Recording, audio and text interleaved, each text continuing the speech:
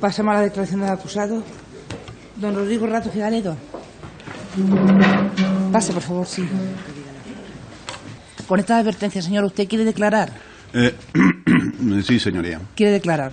Voy a contestar a las preguntas del fiscal, del representante del FROP y a las de mi abogado. Ahí lo tenemos. Rodrigo Rato, el artífice del milagro económico español en la época de Aznar. Había sido ministro de Economía y máximo responsable del Fondo Monetario Internacional, pero ahora se sentaba en el banquillo de los acusados por su gestión al frente de Bankia. Rato tiene fama de ser un político listo y muy seguro de sí mismo.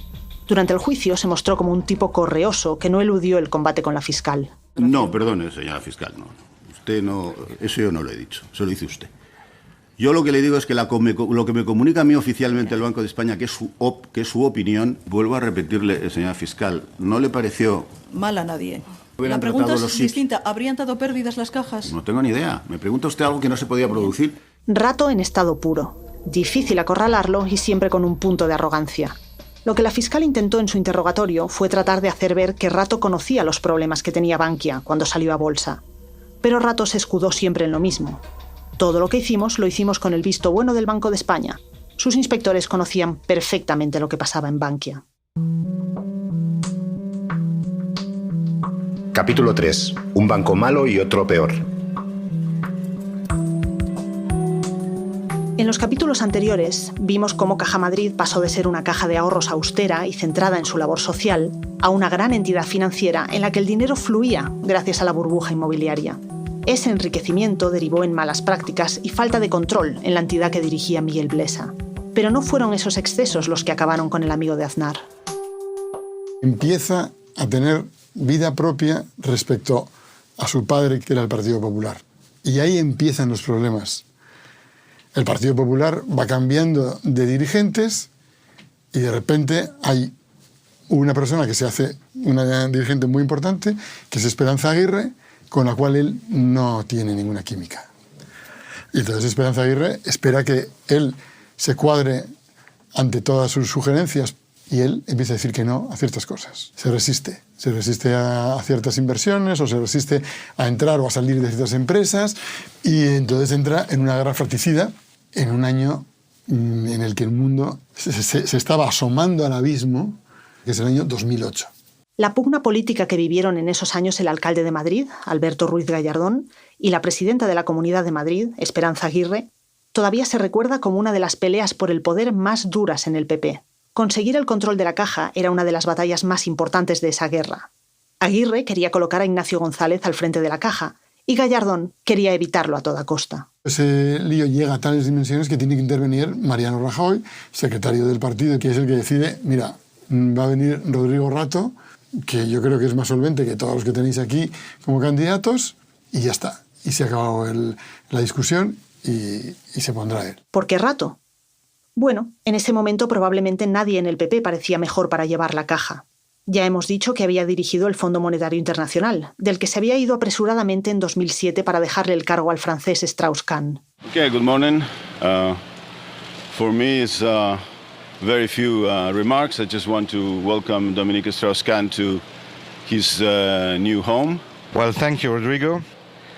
And I would like to pay tribute to Rodrigo de Rato, who launches a lot of reforms. Después del FMI, Rato trabajó en el banco de inversión Lazard.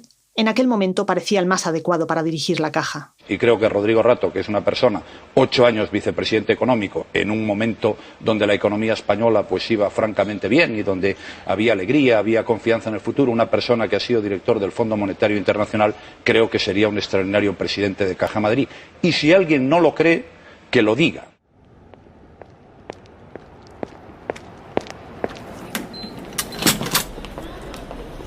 Enero de 2010 llega Rodrigo Rato a las Torres Quío de la Plaza de Castilla de Madrid y toma posesión de la presidencia. Pensaron que Rodrigo Rato sabía mucho.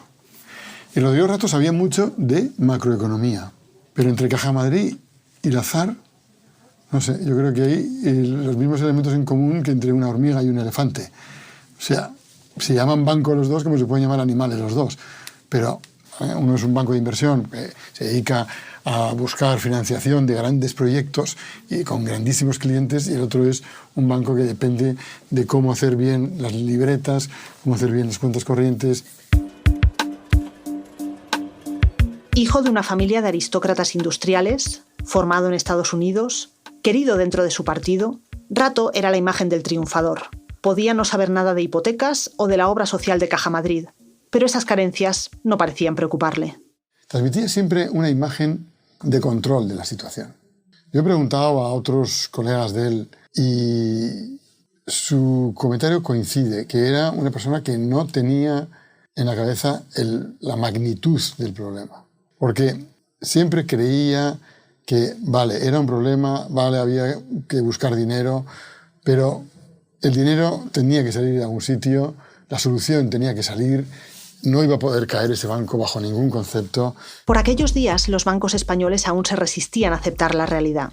Lehman Brothers había caído 2 años antes y nadie dudaba de que la crisis había impactado en nuestra economía. La construcción y los sectores productivos habían sido devastados, pero las entidades financieras pensaban que ellas podrían resistir. Este optimismo se debió a que la crisis de la banca internacional comenzó por las hipotecas subprime, que no habían sido adquiridas en nuestro país. Parecía entonces que esa toxicidad que había destruido la economía mundial no había entrado en los bancos españoles. Pero es que además, España confiaba en su sistema de seguridad bancaria. Era el único país donde las entidades disponían de un fondo anticrisis, y eso se completaba con un control supuestamente férreo. José María Martínez es secretario general de la Federación de Servicios de Comisiones Obreras y el experto de ese sindicato en banca. Pero además, él trabajaba en Caja Madrid en esos años y vivió desde dentro toda la crisis. Teníamos además un sistema de supervisión del Banco de España que era más potente que otros sitios porque habían aprendido de crisis anteriores. Entonces tenías a los inspectores dentro de las entidades. A lo mejor en Caja Madrid podía haber 30 inspectores trabajando dentro. En Santander 80. O sea que, entonces yo creo que se confió demasiado en que había elementos de supervisión más potentes y fondos. Esa seguridad era un espejismo. España no tenía subprimes, pero sí un producto igualmente tóxico. Miles de viviendas en manos de los bancos, imposibles de colocar en el mercado, y que cuando empezaron a caer de precio, hundieron los balances en los que computaban como activos. Además, las entidades acumulaban gran cantidad de acreedores extranjeros, que con la crisis reclamaron su dinero. Las barreras que debían proteger nuestro sistema generaron una engañosa sensación de seguridad, y en cuanto llegó la primera ola, se lo llevó todo por delante.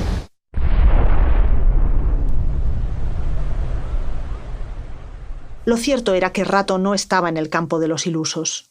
Bien, entonces él llega y al poco tiempo yo conseguí una carta que él envió a los empleados que me pareció impresionante, porque en esa carta él dibuja gran parte de los problemas de la caja. O sea, hace un análisis no completo, pero bastante certero. Porque dice, los problemas que van a tener las entidades financieras van a ser su capital. Y nosotros tenemos un problema de que tenemos productos con poco margen. Y por lo tanto, vamos a tener un problema de ingresos. Con lo cual, el diagnóstico del enfermo lo hace. Rato podía entender la enfermedad, pero sus recetas no eran las de un especialista, sino las de un político muy seguro de sus capacidades. Todos los grandes banqueros que intentó fichar como gestores rechazaron la oferta, recelosos de la mala situación de Caja Madrid. Así, mientras el sector financiero se hundía, la entidad no tenía ni consejero delegado. Los bancos estaban cada vez peor. Es verdad que vimos la crisis de CCM, de Caja Castilla-La Mancha, luego empezaron a caer grandísimas Caixa Cataluña, ante la cuarta caja de ahorros. Luego empiezan a caer las cajas gallegas. Ante el riesgo de una reacción en cadena, el gobierno de Zapatero decidió reestructurar todo el sistema de las cajas. El modelo que se impone es fusionar varias de esas entidades con problemas. Esas fusiones se llamaron SIP, Sistema Institucional de Protección, un paraguas bajo el que se agrupaban entidades necesitadas de apoyo mutuo. Rato vio en ese proceso la gran oportunidad de Caja Madrid. Usando sus contactos políticos, pactó con presidentes de comunidades autónomas del Partido Popular la creación de BFA, el Banco Financiero y de Ahorros, destinado a convertirse en el gran banco de la derecha. Lideradas por Caja Madrid, 6 entidades iniciaron la fusión en 2010. Bancaja, Caja de Canarias, Caja de Ávila, Caixa Laietana, Caja Segovia y Caja Rioja. Caja Madrid sería propietaria del 52% de BFA, y a Bancaja le correspondería el 38%. El presidente del nuevo banco sería Rato y el vicepresidente José Luis Olivas, hasta entonces presidente de Bancaja y expresidente de la Generalitat de Valencia con el PP. José Luis Olivas, ¿cómo puede un expresidente, otro animal político igual que Rato, gestionar una caja con una morosidad enorme? Porque se desarrollan en la Comunidad Valenciana, que es el epicentro, que es la zona cero de la crisis. Las dos cajas quiebran, las dos cajas valencianas grandes. Y además se han expandido por toda la costa mediterránea, que es donde están todas las bombas de la burbuja financiera. En las fusiones, las siglas políticas se impusieron a los balances bancarios, y las cajas del PSOE se unieron por un lado y las del PP por otro. Sin embargo, la estrategia de las defensas de Rato y Olivas en el juicio de Bankia ha sido declarar que el Banco de España les obligó a unirse y que ellos no pudieron resistirse. Íñigo de Barrón es escéptico con esta versión. Bueno, yo no creo en que a nadie se le puso una pistola en el pecho para que firmara, pero sí creo que se pudo intentar facilitar y se les dijo desde luego que como supervisores no se iban a poner pegas. ¿Fue una exigencia del Banco de España? Hay versiones contradictorias que se han visto en el juicio. Vámonos por un momento a mayo de 2010. José Luis Olivas, presidente de Bancaja, relató en el juicio que en esas fechas recibió una llamada comprometida.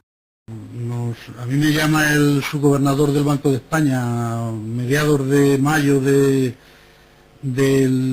2010, me pide que me integre en el SIC que está constituyendo Caja Madrid con otras 5 cajas, y yo le dije al subgobernador que no. A los pocos días me llamó el gobernador. El gobernador del Banco de España, Miguel Ángel Fernández Ordóñez, conocido como Mafo en el sector, llama a José Luis Olivas para citarle en la suntuosa sede del banco en la calle de Alcalá. Tuve la reunión con el gobernador me pidió y me insistió que me integrara, le dije lo mismo que le había dicho al subgobernador, el gobernador me hizo algunas reflexiones de tipo macroeconómico. Pero siempre según Olivas, Mafo no se rinde y hace valer la autoridad que tiene el Banco de España sobre las cajas de ahorros como entidades supervisadas, hasta que el presidente de Bancaja cede. En definitiva, le dije que si no había más remedio, pues que sí. Me dijo que si quería tener una reunión con el señor Rato, que él llamaba al señor Rato. Le dije que bien, que le llamara al señor Rato. También acude allí Rodrigo Rato. Me llama por teléfono el gobernador y me dice que me presente en su oficina inmediatamente. Lo que tardé el trayecto en coche desde la oficina de Caja Madrid al Banco de España. Entro en su despacho, estaba el subgobernador y el presidente de Bancaja, el señor Olivas. Nos ofreció un despacho en el propio Banco de España al señor Rato y a mí para que habláramos del tema. Realmente el señor Rato y yo hablamos un cuarto de hora, 20 minutos, y lo que quedamos fue para vernos a los 3, 4 o 5 días siguientes con los equipos de trabajo para iniciar los trabajos que nos había pedido el gobernador del Banco de España. Sin embargo, el gobernador del Banco de España, Fernández Ordóñez, rebaja la importancia que tuvo él en esas negociaciones. Muy bien, yo he tenido que hacer 2 cositas, una entrevista con el señor Olivas y aprobar, por supuesto, en la comisión ejecutiva. Unos afirman que prácticamente fueron coaccionados, otros que solo pretendían favorecer un clima de entendimiento. Las versiones pueden ser distintas, pero coinciden en que tras solo 15 minutos, Rato y Olivas cerraron el pacto. Parece un poco precipitado para tratarse de la creación de un banco con 300.000 millones de activos. ¿Habría merecido la pena tal vez un estudio más detallado? Esa es la opinión de José María Martínez, representante de Comisiones Obreras de Banca, que no asistió a las reuniones, pero sí puede dar fe de la angustia de los trabajadores, que aquellos días esperaban una intervención pública para salvar la entidad. Había una cosa que es que decían, ¿cuándo se interviene una entidad? Pues el punto, esto me decía el secretario de Estado de Economía, y dice, esto es como el faisán. ¿Cuándo se come un faisán? Dice, cuando la cabeza casi está a punto de pudrirse, porque si te la comes antes, te has pasado y te lo comes mal, y si te comes después, está podrido. Bueno, pues estaban en ese punto. Por eso, su sorpresa fue total al enterarse de que la solución diseñada para la convaleciente Caja Madrid no sería una intervención o una absorción, sino que pasaba por la fusión con Bancaja, que en el sector ya se consideraba un auténtico banco zombie. Cuando anuncian, que me llamó Rato, dice, bueno, finalmente va a haber, se incorpora Bancaja. Nos quedamos diciendo, pero si Bancaja está peor que la CAM. Y nos extrañó muchísimo. A partir de ahí ya dices, hostia, esto va mal. Efectivamente, el faisán parecía más que podrido. y nadie había tomado la precaución de probarlo antes. En cuanto se produce la fusión y se empiezan a hacer los balances fusionados y se empieza a ver que la morosidad se multiplicaba, que los impagados crecían sin parar, que las tasaciones, cuando se aplicaba el criterio de Caja Madrid, porque yo creo que Caja Madrid tenía un criterio más estricto, cuando se aplicaba a Bancaja salía un monstruo terrorífico. Uno de los problemas que dio la cara en estos balances eran las refinanciaciones. Una especie de polvos de maquillaje para convertir las enormes ojeras de los impagos en un rostro luminoso. Una persona que no me puede pagar, le refinancio otra vez su crédito, entonces con mi dinero me empieza a pagar a mí. En el fondo es casi como una trampa contable, porque yo cojo mi dinero para refinanciarle a él me paga a mí y yo lo anoto como que me está pagando, como que está al corriente de pago. Esto revela una realidad preocupante: la ausencia de controles fiables. La declaración como testigo durante la instrucción de Francisco González, por entonces presidente del BBVA, nos regaló muchos titulares a los periodistas. Ya hablaremos de ellos. Pero uno de los pasajes más recordados fue cuando explicó que la contabilidad de los bancos es un chicle. Andrés Herzog, abogado de la acusación popular en el proceso, también quedó impresionado por el momento chicle. En el juicio retomé esa frase en las conclusiones y al final lo que yo vine a decir es que, bueno, yo creo que nadie piensa que la contabilidad sea una ciencia, pero tampoco es un chicle. Es decir, o sea, hay que encontrar un equilibrio entre que no sea una ciencia y que haya un cierto margen de discrecionalidad, pero que no todo vale. Caja Madrid era una entidad con muchos problemas evidentes, pero digamos que era lo que decíamos anteriormente de que el SIP realmente la terminó de matar, porque lo que hicimos fue a una entidad con problemas sumarle otra entidad que traía muchísimos más problemas, de un calibre mucho mayor. Este es el inspector Delgado Manzanares en la declaración que hizo en la comisión que investigó el caso en el Congreso de los Diputados. Él era uno de los inspectores del Banco de España que estaba empotrado en Caja Madrid. Ellos vieron lo que estaba pasando. Escucharon la cuenta atrás. Y entonces ahí la cifra es la siguiente. O sea, yo cuando llegué me encuentro con que había riesgo promotor, estamos hablando de 2011, 20.000 millones de euros de riesgo promotor clasificado en normal. O sea, esa cifra ya automáticamente hacía que la entidad estuviera pues quebrada. Los inspectores sabían que el banco estaba refinanciando créditos con tal de que no figuraran como impagados y empezaron a avisar a sus superiores. Empezaron a escalar hacia arriba, decir, oye, estamos encontrando unas cosas terroríficas. Si aplicamos estos criterios deberían poner más provisiones, pero claro, ¿de dónde van a salir esas provisiones? Pero ya estaba el acuerdo de salir a bolsa. Esa era la idea que el gobierno había tenido para solucionar la falta de financiación. Convertidos en bancos, las antiguas cajas saldrían a bolsa esperando que el mercado los viese como una apuesta atractiva de futuro.